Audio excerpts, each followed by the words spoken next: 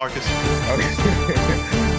All right, everybody. Welcome to Tailgating. I am Marcus. I'm along with Bruce and Daryl. And today we're going to talk about those famous moments in sports history where a player just made an amazing comeback or just created this amazing feat in the final seconds of a football game or a basketball game. And for me, there's only one memory that comes to mind, and that's when Reggie Miller hit those 8 points in like 8.9 seconds. It was the game one of the 1995 Eastern Conference Finals, and it pretty much looked as though the Pacers were not going to win that game. Do you guys remember this particular Yeah. one? Yeah, I Oh my remember. I god! thought it was all over, actually. I mean, when they Yeah, say it might be take a miracle. Yeah, I hate that word because if I have a miracle, there's other things I want a miracle from. But this was spectacular. Yeah. yeah. So it was like 18 seconds left, right? And I mean, the Knicks were up like 105-99. Like in most scenarios, that's pretty much the nail in the coffin, right?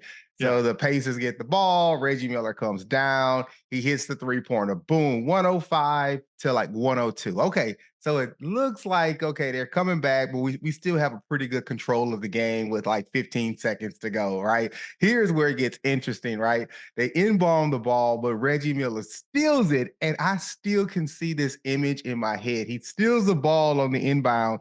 He runs back to the 3-point line, shoots up another three, and he cuts the lead down. So he actually ties the game at 105-105. And I'm like, whoa, this Now I is have a question for you absolutely though. incredible. Yeah. What was it? Do you think that was a foul? It was. He Uh, pushed off, bro. It yeah. was. I mean, Well, he I didn't mean, But get okay. called, so it works. But it didn't call it, but I mean, well, but then it's not a foul. it was a foul, right? I mean, I don't know if they were using instant replay back then the way they were today, but man, like I said, it still was amazing. Like he did, I think it was Anthony Mason inbound the ball, and I can't remember exactly who he kind of pushed, but he sure as hell took the ball. He hightailed it to the 3-point line, and I mean, didn't Yeah, even really yeah. get a chance to square up. He just saw the line, twisted as quickly as possible, got in the air, launched the ball, and then it went in. Oh, that was a good So shot. Yeah, yeah. yeah, totally. And then of course, I think they came back. The Knicks had an opportunity to go back up. Our good old boy, you remember him, John Starks, huh? You remember him, Yeah. Daryl? John Yeah. Starks. I think he had some trouble against our Rockets back in the day in the game 7, but he missed 2 free throws. So the Oh. Pacers, they secure the rebound. They come back. Of course, Reggie Miller comes down. He gets fouled. He gets 2 free throws. Bam, wins the game. The Knicks had one more chance to win the game. I think Patrick Ewing missed a shot from close range, but wow, that was one of the greatest moments for me in NBA history in terms of like just a team that you totally would have counted out. I mean, it was game one, still early in the semi-conference or like round 2, but still, man, Reggie Miller, put the possible foul aside. That was one, Yeah. Well, it wasn't heroic, called. that was one heroic moment for him. And definitely, to me, put him on my Mount Rushmore of like clutch players in the NBA. Well, it Uh, is, I mean, certainly, but I mean, it is like what champions do, isn't it? I mean, that shot, Jordan's got shots. Of course, Dirk to me had the shot, that yeah. last shot that put it away. So it's what champions do. Go Can ahead, I D. ask you a question? Yeah. Why were you watching the Knicks and Pacers game anyway? Watch this. This is awesome. Let's see if you remember why was he watching that game? Oh man, you gonna try to put me on the spot right here. Let me think about why I was watching that game. I don't know. I feel like it was something to do with somebody in our circle who was a big Pacers fan. But go ahead, Darren. Take me back and Well, take me you back remember down memory lane. those were the days when they couldn't start showing the next game until the current game was on. So Oh, that's we were right. waiting to see the Rockets.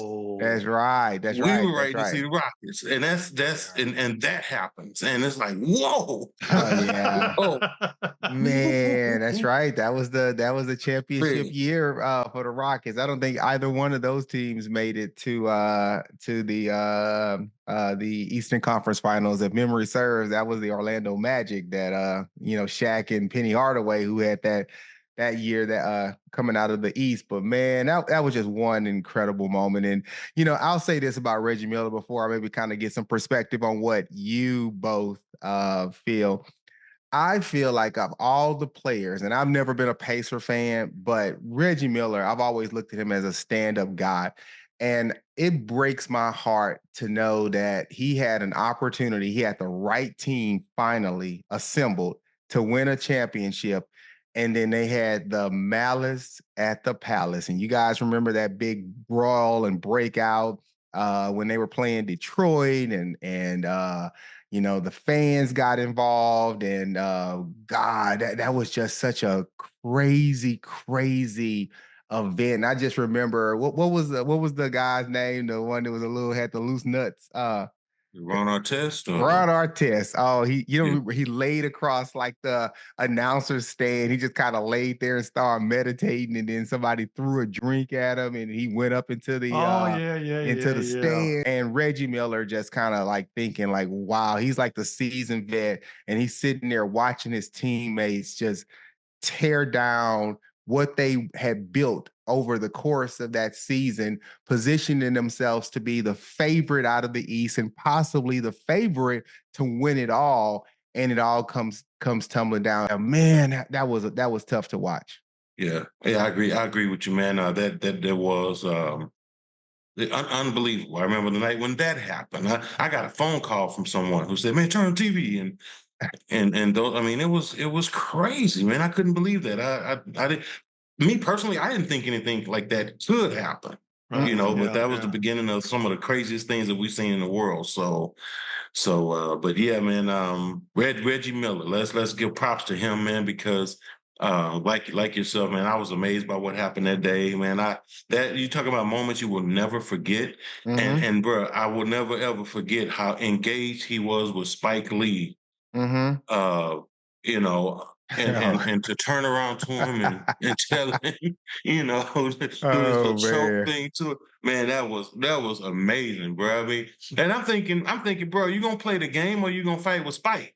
Which way you gonna do? But he said, I'm gonna do both. That's Apparently, psychological warfare, right? It's like, man, I kind of wish that Jack Nicholson would have been a little bit more engaged with That'd the been Lakers, funny. right? Because it's like Spike was like the fixture at the Knicks game. That was Jack Nicholson at the Lakers, but Jack was just cool. He just kind of sat Yeah, back he and looked. He never really got involved at that level. But yeah, no, those are some good days, man. I I swear to think in God. two, Reggie, when he was talking about how close Reggie Miller had, and of course we all remember him, he's great, but he did have that. I think he had a star appeal to him. Some players, beyond the sport, they all of a sudden have that star appeal where they kind of break out. They're bigger than the game.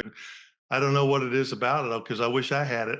Yeah, no, he definitely had the charisma, but he was also just a Charisma, stand-up that's a guy. good word. Yeah, Yeah, yeah, he has yeah. that charisma. On the court and off the court. And again, like I just feel like he was robbed. And wow, that just it's certain players that just only one championship can be crowned, or champion can be crowned every year. But you just felt like um Reggie should have got his.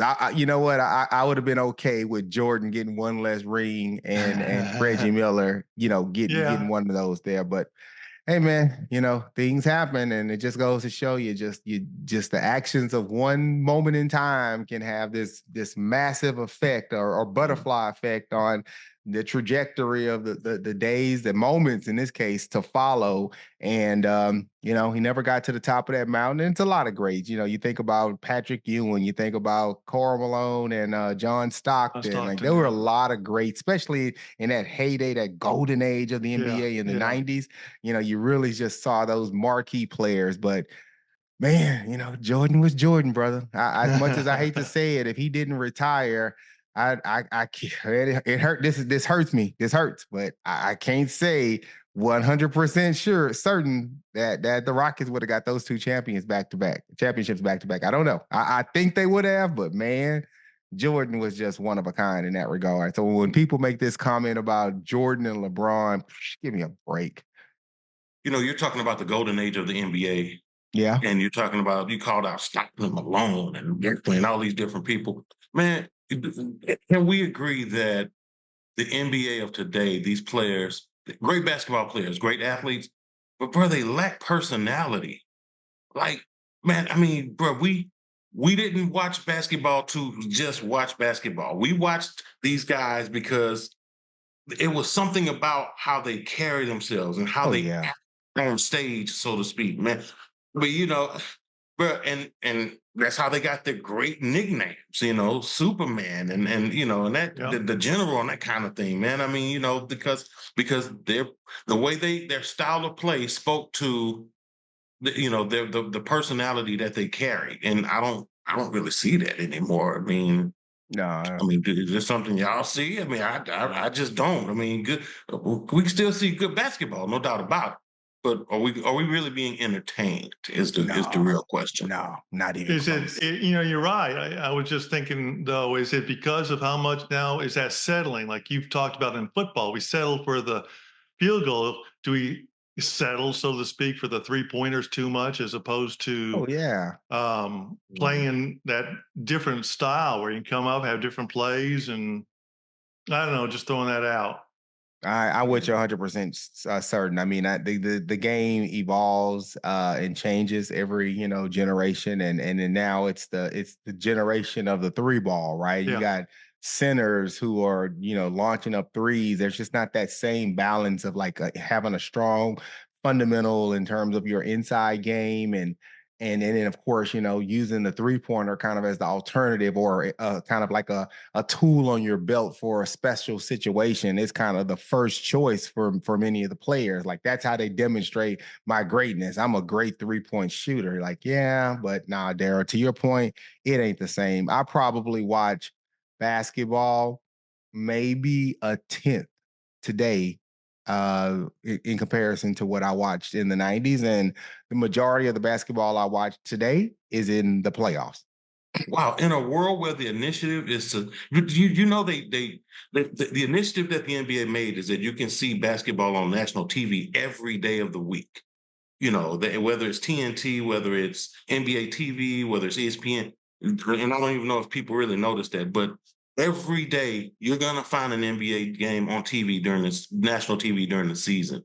But I like yourself, I just feel like even with that, man, we're not watching basketball like we used to, even though it's available to us in that way, man. We're just not. It's what Bruce and I were talking about before you joined us this morning about how if something is in abundance or people don't have to work for something, it's just not appreciated. And I think that's kind of it. Like think about the 90s. Like we knew Sunday afternoon and it was NBA. Like we knew when that song came on, the next 5, 6, 7 hours, it's all basketball. Yeah, yeah. Like I Well, mean, that's like the yeah, Monday Night Football, same thing. They used to be yeah, special because it was only, we had everything Sunday and then one on Monday, the best. And I was saying the same thing with that theme song. When they start that theme song, you were going to be entertained. But now we got it. yeah. And we only, there was a time when we only had 14 games, and now we got 16, 17 games, Mhm. Sundays and Thursdays and Mondays, and later on they'll throw in Oh, some and don't Saturdays. don't get me started on the fact that you need 12 memberships and subscriptions to watch. That's Don't the even get truth, me isn't it? started on that. Oh, you want to watch? Oh, Oh, you want to watch this game?